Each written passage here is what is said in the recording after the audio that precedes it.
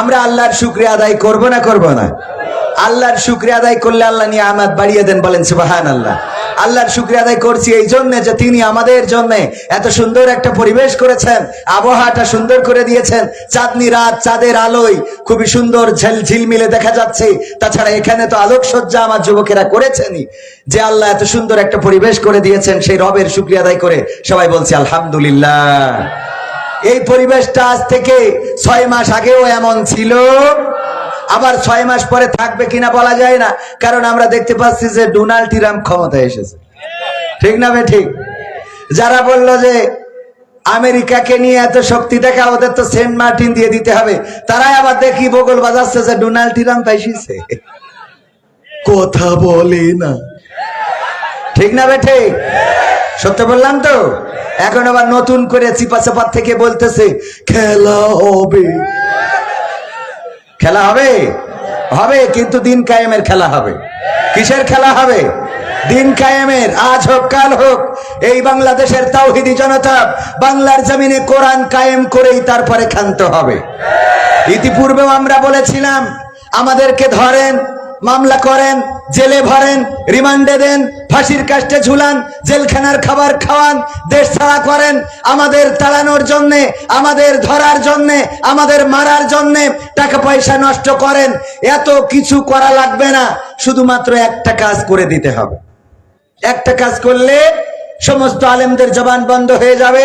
কেউ আর মিছিল করবে না, মসজিদে বড় কথা বলবে না, মাহফিলে উচ্চ স্বরে কথা বলবে না, আমার মাইকালার ইউনিটও কাটবে না।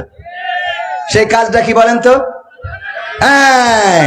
সেই কাজটা হলো বাংলার সংসদে আল কোরআনের আইন কায়েম করে দেয়া। এটা যদি কায়েম করে দেয়, আল্লাহর কসম করে বলি, শান্তি শুধু আসবে না, শান্তির সাগরে বাংলাদেশের মানুষ হাবুডুবু খাবে। এই কোরআন কায়েম হওয়ার দরকার আছে না নাই? মোবাইল কিনেছেন আইফোন, চার্জার অপর, কাজ হবে? হ্যাঁ, বাটন ফোনে, টাচ ফোনের চার্জার কাজ হবে? কাজ হবে না। এই পৃথিবী কার? তিনি এই পৃথিবী চালানোর জন্য চার্জারের ব্যবস্থা করে দিয়েছেন যে এইটা নিয়েই চার্জ দিতে হবে। এইটার বাইরে আপনি যত চার্জার দেন, খালি আমাদের কাছে এসে কয় হুজুর একটু দোয়া করে দেন, বাড়ি খুব অশান্তিতে আছি। তো দোয়া করি ও শান্তি আনা যাবে? কথা কয় না, দোয়া করি শান্তি আনা যাবে? নিজের অশান্তিতে বাঁচিনি, আমাদের কাছে আসে দোয়া খুঁজতি। হ্যাঁ, আমাদের কি হবে পরকালে আল্লাহ সেই ভালো জানে। আমি গতকালও বলেছি আলোচনায়, আপনারা যারা এসেছেন এখানে, আল্লাহর কসম আপনাদের এখানে কোনো স্বার্থ নেই, শুধু কোরআন থেকে শুনতে, সুস্থ সংস্কৃতি বা ভালো কথা শোনার জন্য এসেছেন। আবার এখানে দানও করেছেন, না করেন নাই? দানও করেছেন। আর আমরা এসেছি, আচ্ছা মতো খাওয়াইলো, হুজুর আরেক পিস নেন, আরেক পিস হুজুর, আর দরকার হবে না, আরেক পিস নেন হুজুর, আরেক পিস। হুজুর এই মেটেটা আপনি খান, কলিজাটা খান, কলিজা খাওয়ায়। আর মাহফিলে টাকা আছে না নাই? ওই দিন আপনারা দেখবেন কবির বিন সামাদের ওয়াসিকাল্লাযিনা কাফারু ইলা জাহান্নামা জুমারা, ওই দিন টানতি টানতি নিয়ে যাচ্ছে। আপনারা কবেন হুজুর এই কোনে যান, এদিকে আসেন। ও কি হয়েছে ভাই? আপনি আপনার ওয়াজ শুনলাম, ওই যে ওখানে গান নাই, ওয়াজ শুনে তো আমার হেদায়েত হয়ে গেছিল, আমরা তো নামাজ পড়ি আজকে জান্নাতে যাচ্ছি, তা আপনি ওদিক তো যান না, ওদিক যান কেন? আপনারা তো ওয়াজ শুনিলেন একেবারে নিঃস্বার্থ ভাবে, আর আমি তো গেলাম টাকা আর খেয়ে আইলাম। আজকে আমার এখানে খেলা পাই না, ঠিক না বে ঠিক? কোরআন পড়তে ভালো লাগে, কোরআন শুনতে ভালো লাগে, কোরআন জানতে ভালো লাগে, কোরআন মানতে ভালো লাগে। কোরআন পড়তে ভালো লাগে, কোরআন শুনতে ভালো লাগে, কোরআন জানতে ভালো লাগে, কোরআন মানতে ভালো লাগে না। নামাজেতে পড়লে কোরআন মনটা শীতল হয়, কারীর তেলাওয়াত শুনিলে প্রাণ জুড়িয়ে যায়। নামাজেতে পড়লে কোরআন মনটা শীতল হয়, কারীর তেলাওয়াত শুনিলে প্রাণ জুড়িয়ে যায়। সেই কোরআনের ব্যাখ্যা দিলে কলিজাতে আগুন জ্বলে, সেই কোরআনের ব্যাখ্যা দিলে এক দলের আগুন জ্বলে, বিরোধিতাও চলে কেন তা জানি না। কোরআন পড়তে ভালো লাগে, কোরআন শুনতে ভালো লাগে, কোরআন জানতে ভালো লাগে, কোরআন মানতে ভালো লাগে। কোরআন পড়ে কতক লোকে শুরু করতো দিন, তারাই আবার চাইতো না দেশে কোরআনের আইন। কোরআন পড়ে ওরা দেখতাম শুরু করতো দিন, তারাই আবার চাইতো না দেশে কোরআনের আইন। এটা যে কেমন নীতি, তাই তো এ দুর্গতি, করছে মোদের ক্ষতি কেন তা বুঝি না। কোরআন পড়তে ভালো লাগে, কোরআন শুনতে ভালো লাগে, কোরআন জানতে ভালো লাগে, কোরআন মানতে ভালো লাগে। তারপরে কি করে? কোরআন বুকে চুমু খাওয়ার লোকের নাই অভাব, সেই কোরআনের বিরোধিতা আবু জাহেলের স্বভাব। কোরআন বুকে চুমু খাওয়ার লোকের নাই অভাব, সেই কোরআনের বিরোধিতা আবু লাহাবের স্বভাব। মানবা সুবিধা মতো, তাই এই বুকে ক্ষত, দেখলে এমন কিছু সইতে পারি না। কোরআন পড়তে ভালো লাগে, কোরআন শুনতে ভালো লাগে, কোরআন জানতে ভালো লাগে, কোরআন মানতে ভালো লাগে। এমন মানুষ আছেন কয়জন? হাত উঁচু করেন। এই না, তাও একজন তুলিছে। ওয়াজ শোনার সময় বুঝে শুনে হাত উঁচু করবেন। তার কারণ হলো অনেকেই বিপদে পড়ে। সভাপতি সাহেব, অনেকেই ওয়াজ শুনতে এসে ঘুমায়, আছে না? ঘুমায় তো ঘুমায়। এখন ওই হুজুর কালেকশন করতেছে, হুজুর কালেকশন করছে। কে কত দান করবেন? 50,000 টাকা দেওয়ার মতো কে আছেন? কেউ কয় না, কেউ কয় না। হুজুর প্রথমে তো আমার আবুজার ভাই যেমন ওরে জোরে চেয়ার মেয়ার ভাঙিয়ে বলতে পারে, তো কেউ রাজি আছেন? ভাই 50,000 টাকা কে আছেন? একটু হাত উঁচু করেন। সুর দিয়ে বলল, কেউ রাজি হইল না। এবার চিল্লায়ে বলা শুরু করে দিয়েছে, এই 50,000 টাকা দেওয়ার মতো কে আছেন? হাত উঁচু করেন। ও ঘুমিতে উঠি পরে হাত উঁচু করে। নাম কি বাজান? ও আছে ইমরান খান বা ডোনাল্ড রাম। আল্লাহ, ডোনাল্ড রাম 50,000 টাকা, নারায়ে তাকবীর। আল্লাহ ডোনাল্ড রাম 50,000 টাকা দেবে। আল্লাহ কবুল করো, আয় রুজিতে বরকত দাও, ভালো জায়গায় বিবাহের ব্যবস্থা করে দাও, আপনজন যারা কবরে আল্লাহ জান্নাত দাও। ও তো হাত উঁচু করি বেখায় যায় ফিরে গেছে। হায় এবারে এসে হুজুরের কাছে ফতোয়া খোঁজা, হুজুর গো ঘুমাইছিলাম, আমি গুড়াতে শুনিনি আগাতে শুনি হাত উঁচু করিলাম। এখন হুজুর দোয়া করে দিয়েছে 14 গোষ্ঠী যেন জান্নাতে যায়, কিন্তু আমি যে 50,000 টাকা দেবো আমার তো 5 টাকাও নাই। এখন যদি না দিই আমার আব্বার কি ফেরত এনে আবার জাহান্নামে ঢুকাবে? মানে এখন যদি এটা না দিতে পারি তাহলে কি আব্বার আবার জান্নাতে বের করে জাহান্নামে ঢুকাবে কিনা? বোঝেন কি বিপদ? তো এই জন্য ওয়াজ শোনার সময় একটু ভালো করে বিবেক দিয়ে শুনতে হবে। এই ব্যাপারে আল্লাহ রাব্বুল আলামিন পবিত্র কোরআনে বলেছে না বলে নাই? ওয়াইযা কুরিয়াল কুরআনু ফাসতামিউ লাহু ওয়া আনসিতু লাআল্লাকুম তুরহামুন।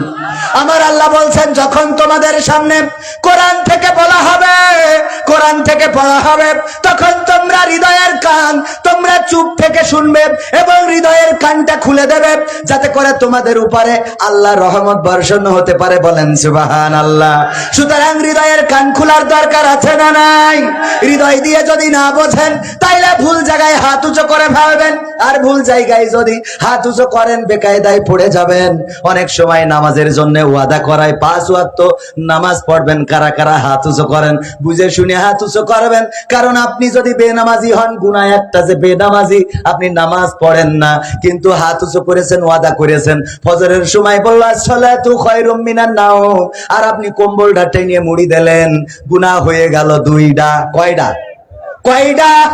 এক হলো নামাজ তো পড়েন না, আর এক হলো ওয়াদা করিলেন, ভঙ্গ করিছেন। কথা মনে থাকবে তো? এই জন্য বুঝে শুনে হাত উঁচু করার দরকার আছে না নাই? শুকরিয়া আদায় করবো কার? সবাই বলছি আলহামদুলিল্লাহ।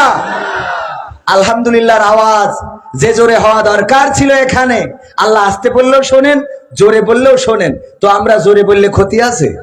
এখানে যেহেতু সবাই আছি, আল্লাহর শুকরিয়া, একটু জোরে উচ্চ স্বরে আল্লাহকে বলি। সবাই বলছি আলহামদুলিল্লাহ। বোবা লোকে চলতে পারে, বলতে পারে না। পঙ্গু লোকে বলতে পারে, চলতে পারে না। কানা লোকে শুনতে পারে, দেখতে পারে না। কালা লোকে দেখতে পারে, শুনতে পারে না। তুমি যদি তাদের চেয়ে একটু ভালো থাকো, তবে কেন শুকরিয়াটা আদায় করো না? তবে কেন শুকরিয়াটা আদায় করো না? তবে কেন শুকরিয়াটা আদায় করো না? চোখ দুটো দিল দেখতে তোমার, শুনতে দিল কান, জিহ্বা দিল স্বাদ নিতে আর নাকে সুঘ্রাণ। ঠিক না বেঠে? চোখ দুটো দিল দেখতে তোমার, শুনতে দিল কান, জিহ্বা দিল স্বাদ নিতে আর নাকে সুঘ্রাণ। এবার তুমি ভেবে দেখো না, এবার তুমি ভেবে দেখো না কতটা সুখে তা। তবে কেন শুকরিয়াটা আদায় করো না? তবে কেন শুকরিয়াটা আদায় করো না? তবে কেন শুকরিয়াটা আদায় করো না? তবে কেন শুকরিয়াটা আদায় করো না? দুটি হাত দিল মারতে তোমার, যখন যারে চাও। হ্যাঁ, মারার জন্য দিয়েছে? মারার জন্য দিয়েছে? এই জন্য যাক বুঝেছে, এই জন্য কেউ ঠিক কয় নাই। হ্যাঁ, বলিয়ে ফেললো, এনতে বেরেক করেছে। আলহামদুলিল্লাহ। যাই হোক, ওয়াজ শুনতে হবে, শিখতে হবে, ঠিক কিনা? আমরা ওয়াজ শুনবো, শিখবো না, ওয়াজ করবো, মানবো না, তা হবে মাসুদ ভালো হয়ে যাও। ঠিক না বে ঠিক? মাসুদদের ভালো হওয়ার দরকার আছে না নাই? খালি সমালোচনা, এই করে, ও ওই করে, ওই বলে, তাই বলে।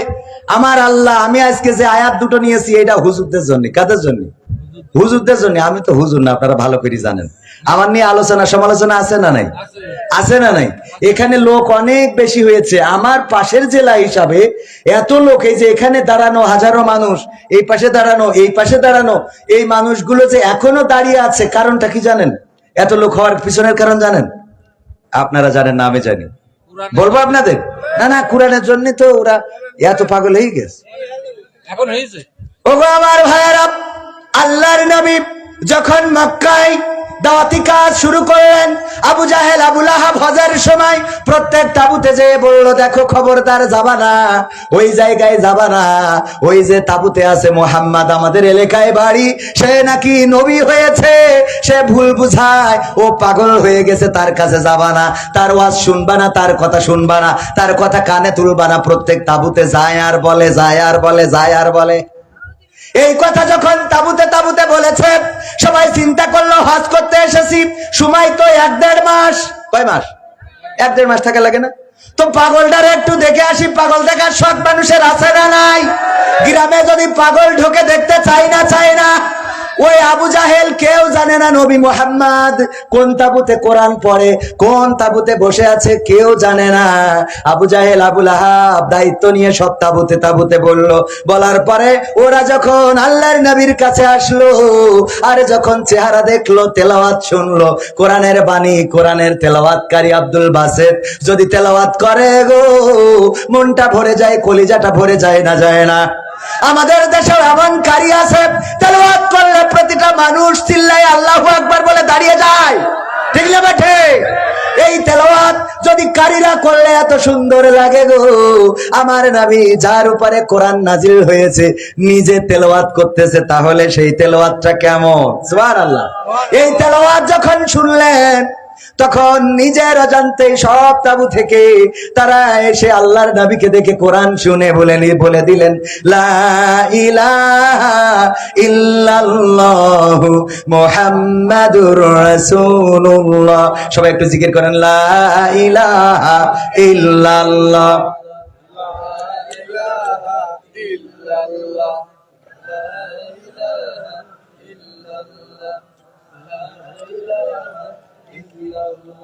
লা ইলাহা ইল্লাল্লাহু মুহাম্মাদুর রাসূলুল্লাহ সাল্লাল্লাহু। যখন আল্লাহর নবীর মুখের বাণী শুনলেন, চেহারাটা দেখলেন, এত সুন্দর চেহারা কি কোন পাগলের হতে পারে? এত সুন্দর বাণী কেউ কি মুখ থেকে, কোন পাগলের মুখ থেকে কি এত সুন্দর বাণী বের হতে পারে? এই কথাগুলো যখন শুনলেন, কালেমা পড়ে মুসলমান হয়ে গেলেন। ওগো আমার ভাইয়েরা, আজকের জামানায়ও এমন আছে, আজহারীর বিরুদ্ধে বলার মতো আল্লাহর বান্দা আছে না নাই?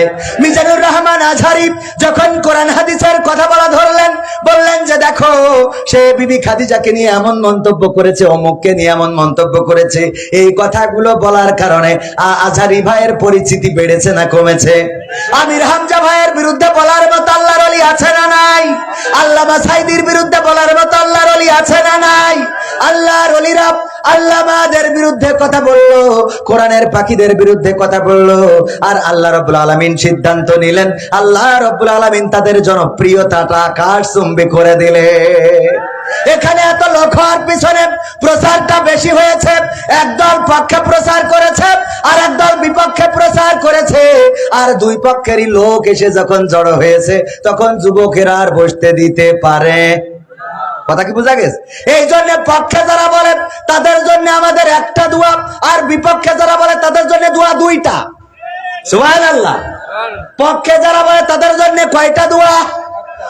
জামাতে ইসলাম নিষিদ্ধ হয়েছিল কয় তারিখে? আর আওয়ামী লীগ দেশ ছেড়ে চলে গেল কয় তারিখে? বোঝা গেছে তো? দোয়া করবেন না কেন? যেই নিষিদ্ধ করলো সেই ওরা নিষিদ্ধ হয়ে গেল। এতদিন ঝুলাই রাখিল, এই জন্য কাজ হয়নি। কথা কি ভুল বললাম? ক্ষমতায় কেউ, বলবো, ক্ষমতায় কেউ স্থায়ী হয় না, হোক না সে হাসিনা কি বারে না, সে আরটা চিরকাল থাকে না। ক্ষমতায় কেউ স্থায়ী হয় না, মুজিবুর বেশি দিন থাকেনি, জিয়াউর কেউ তো রাখেনি। মুজিবুর বেশি দিন থাকেনি, জিয়াউর কেউ তো রাখেনি। এরশাদ চলে গেছে পৃথিবী ছেড়ে, এরশাদ চলে গেছে পৃথিবী ছেড়ে, কেউ আজ তার কথা কয় না। ক্ষমতায় কেউ স্থায়ী হয় না, হাসিনা ক্ষমতা ধরে রাখতে আয়না ঘর বানিয়েছিল, জনগণের রোশানলে দাদার দেশে পালিয়ে গেল। হাসিনা ক্ষমতা ধরে রাখতে আয়না ঘর বানিয়েছিল, জনগণের রোশানলে দাদার দেশে পালিয়ে গেল। ডিবি হারুনের পাশে আর, ডিবি হারুনের পাশে আর পরিমণিদের দেখা যায় না। ঠিক না বাঠে? ক্ষমতায় কেউ স্থায়ী হয় না, হোক না সে রেহেনা কিবা হাসিনা, সে আরটা চিরকাল